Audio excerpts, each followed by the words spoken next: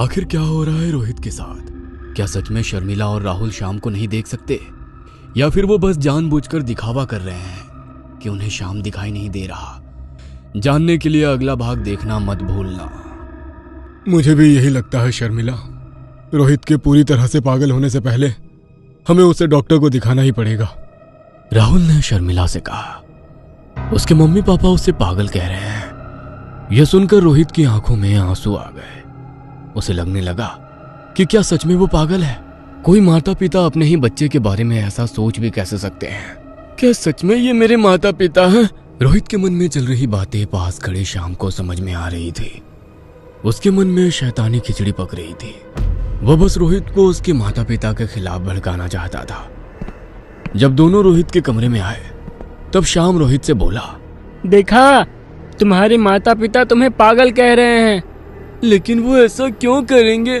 और तुम मेरे मम्मी पापा को दिखाई क्यों नहीं देते? कहीं तुम भूत तो नहीं?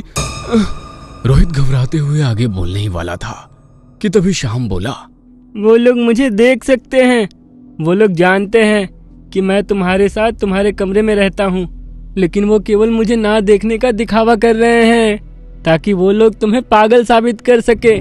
वो मुझे तुम्हारा इमेजिनरी फ्रेंड बताएंगे और खून मैंने नहीं बल्कि तुमने किया है ये बात तुम्हारे जहन में बिठाना चाहते हैं ताकि तुम सच में पागल हो जाओ। लेकिन मेरे मम्मी पापा ऐसा क्यों करेंगे? क्योंकि वो तुम्हारे असली माता पिता नहीं हैं। उन्होंने तुम्हें गोद लिया है, इसीलिए वो तुमसे प्यार नहीं करते और तुम्हें पागल कह रहे हैं। नहीं, तुम्हें ये कैसे पता? मैंने कल रात उन दोनों को बातें करते हुए सुना था। शर्मिला प्रेग्नेंट है और उसे अब खुद का बच्चा होने वाला है, इसीलिए वो तुम्हें किसी अनाथ आश्रम में छोड़ना चाहती है। और अब तो उसे छोड़ने का कारण भी मिल गया। नहीं, तुम झूठ बोल रहे हो।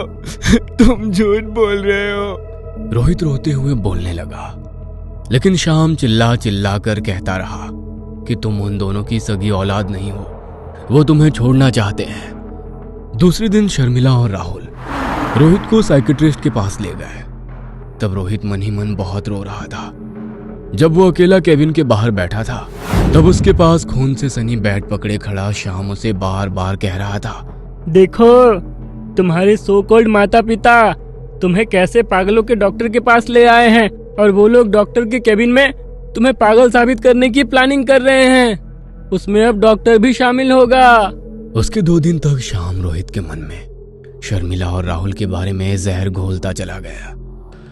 रोहित को अब रहा नहीं जा रहा था। उसे बस ये जानना था कि क्या सच में वो उन दोनों का बेटा है या नहीं। तो वो शर्मिला के पास चला गया। क्या तुम प्रेग्नेंट हो मम्मी? ये कैसी बातें कर रहे हो तुम? बच्चों को ऐसी बातें नहीं करनी चाहिए। मुझे बताओ, क्या तुम प्रेग्नेंट हो? हाँ। क्या मैं तुम्हारा सगा बेटा हूँ? नहीं, हम दोनों तुम्हें रास्ते से उठा लाए थे। शर्मिला रोहित पर चिल्लाते हुए बोली। ऐसा कहते ही रोहित की आंखों में आंसू आ गए और वो अपने कमरे में चला गया। शर्मिला रोहित से गुस्सा थी क्योंकि रोहित उससे बड़ी वाली बातें पूछ रहा था। रात को शर्मिला और राहुल ने उसे मनाने की कोशिश की, लेकिन रोहित नहीं माना और फिर शर्मिला और रोहित दोनों गुस्सा होकर अपने कमरे में चले गए। क्या तुम सुनना चाहते हो वो अभी भी तुम्हारे बारे में क्या सोचते हैं? अलमारी पर खूनी बैट पकड़कर बैठा शाम रोहित से बोला। रोहित ने अपना सर हिलाया। शाम मुस्कुराया और बोला, जाओ, कमरे के बाहर जाकर सुनकर आओ। रोहित उठकर उन दोनों के कमरे के बाहर जा पहुंचा। राहुल और शर्मिला दोनों एक दूसरे से झगड़ रहे थे। मैंने कहा था तुम्हें, वो सच में पागल हो गया है। उसे पागलों के अस्पताल में भर्ती करवाना पड़ेगा। तुम ये कैसी बातें कर रही हो? मैं जानता हूँ वो एडॉप्टेड है। इसका मतलब ये नहीं कि तुम उसे पागल कहो। वो बस बीमार है, हमें उसे अच्छे डॉक्टर को दिखाना चाहिए। राहुल ने शर्मिला से कहा। यह सुन रोहित की आंखों में आंसू आ गए और वो जान चुका था कि वो एडॉप्टेड है और शाम जो कह रहा था वो सच है। वो अपने कमरे में रो रहा था। न जाने कितने घंटे वो बस रो ही रहा था। अलमारी पर बैठा शाम रोहित को रोते देख अपनी बैट थामे मुस्कुरा रहा था। उसने अलमारी से बेड पर छलांग लगाई और बोला, बहुत हुआ रोना धोना, उठो और अपना बदला लो। दिखा दो उन्हें कि तुम पागल नहीं हो। वो बस तुम्हें छोड़ना चाहते हैं, इसीलिए तुम्हें पागल बनाना चाहते हैं। तुम उन्हें उनके गुनाह की सजा दो, जैसे मैंने राजू को उसके गुनाह की सजा दी थी। उठो उठो। श्याम की बातें सुनकर रोहित गुस्से से आग बबूला हो गया। उसने अपनी आंखें पोंछी। श्याम ने अपनी खूनी बैट रोहित के हाथ में दे दी और कहा, जाओ और उनके सर कुचल दो। यह सुनकर रोहित का खून खौल उठा।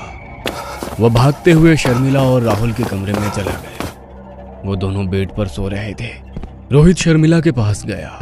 उसने उसकी तरफ गुस्से से देखा। उसने हमला करने के लिए बैट हवा में उठाई और गुस्से से बोला, चुड़ैल, तुम्हें मरना होगा। तभी शर्मिला ने अपनी आंखें खोली और रोहित ने बैट पूरी ताकत से उसके सर पे दे मारी और उसने 2-3 बार बैट उसके सर पे मार मार कर उसका सर कुचल डाला। कुछ देर बाद राहुल ने आंखें खोली, लेकिन ज्यादा शराब पीने के कारण उसे सामने धुंधला दिख रहा था। इससे पहले कि वो संभल पाता, रोहित ने उसके सर में बैट से हमला किया और उसका सर कुचलकर उसे भी मौत की नींद सुला डाला। हफ्ता गुजर गया था। सरला तो पहले ही काम छोड़कर चली गई थी।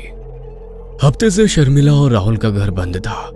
उनके घर से लाश सड़ने की बदबू अड़ोस पड़ोस में फैल रही थी। पड़ोसियों ने पुलिस को बुलवाया और पुलिस ने दरवाजा तोड़कर अंदर प्रवेश किया। तब शर्मिला और राहुल के कमरे में पुलिस को सरकुचली दोनों की सड़ी लाशें नजर आई। पड़ोसियों ने पुलिस से उसके बेटे रोहित के बारे में जिक्र किया।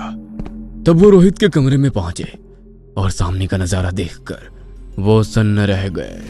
अलमारी पर रोहित की लाश हाथ में खूनी बैट पकड़कर पड़ी हुई थी। उसका सर भी कुचला हुआ था। शायद उसने अपने ही हाथों से बैट को सर पे मारते हुए अपना सर फोड़ डाला था। वो लाशें और खौफनाक मंजर देखकर हवलदार काले इंस्पेक्टर जादव से बोला, सर, ये भूत प्रेत का चक्कर है, जल्दी यहां से चलिए। इंस्पेक्टर जादव की पोस्टिंग हाल ही में उस एरिया में हुई थी, इसीलिए उन्हें वहां की कुछ खास खबर नहीं थी। लेकिन हवलदार काले वहां पर 2 साल से काम कर रहा था। ये क्या बोल रहे हो? सच ही तो कह रहा हूं सर। इस घर में पहले गायकवाड़ फैमिली रहती थी। उनका 11 साल का बेटा श्याम दिमागी मरीज था। कहता था उसे भूत प्रेत आत्माएं दिखती हैं। उस पर इलाज भी चल रहा था। लेकिन एक रात जब उसके माँ बाप सो रहे थे, तब उसने अपने ही बैट से अपने माँ बाप के सर फोड़कर बड़ी ही निर्दयता से उनका खून कर दिया। उन्हें मारने के बाद वह कई दिन घर में ही बैठा रहा और भूखा प्यासा मर गया। जब लाशों की सड़ने की बदबू आई तो पड़ोसियों ने पुलिस को इन्फॉर्म किया। उस पागल के मरने के बाद यहाँ के लोगों को उसकी आत्मा इस घर में घूमती हुई कभी टेरेस पर तो कभी घर के खिड़कियों में दिखाई दी। और जब अमावस की रात होती है तो उसकी आत्मा रोती है, हवलदार काले ने बताया। अगर आपको हमारी ये कहानी पसंद आई हो तो इसे लाइक और शेयर करना ना भूलें। साथ ही ऐसी और नई कहानियों के अपडेट्स पाने के लिए हमारे चैनल अक्षु टीवी को जरूर सब्सक्राइब करें।